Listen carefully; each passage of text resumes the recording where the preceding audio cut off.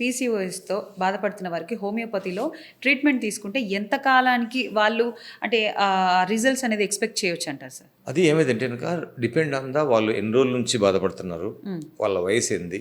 Okay. Minimum 3 months 4 మంత్స్‌లోనే పర్వాలేదు నాకు బాగుంది. పీరియడ్స్ ఒక 6 మంత్స్‌లోనే సెట్ అయిపోయాయి. ఒక 1 ఇయర్‌లో బెటర్ అయ్యాయి. సో నాకు పర్వాలేదు అంటే ఇంకా పీసీఓడి ప్రాబ్లం ఎందుకు దీనికి ఏంటంటే పీసీఓడి ప్రాబ్లమే కాదు, లైఫ్ స్టైల్ని కూడా కొంచెం మార్చుకోవాల్సింది వస్తుంది, డైట్ కూడా ఫాలో చేయాలి. ఇవన్నీ కూడా బెటర్ సపోర్టింగ్ సిస్టమ్స్.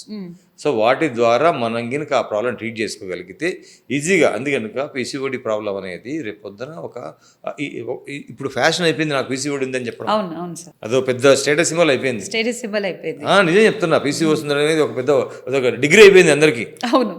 సో అవన్నీ రాంగ్ మెథడ్ చాలా. ఇది పాలిసిస్టిక్ ఓవేరియన్ ప్రాబ్లం అనేది it is internal infections suppress కావడం వల్ల కానివ్వండి, హార్మోన్ డిస్టర్బెన్స్ వల్ల కానివ్వండి, మనం సిస్టమ్ డిస్టర్బెన్స్ ద్వారా కానీ ఇవి జరుగుతాయి.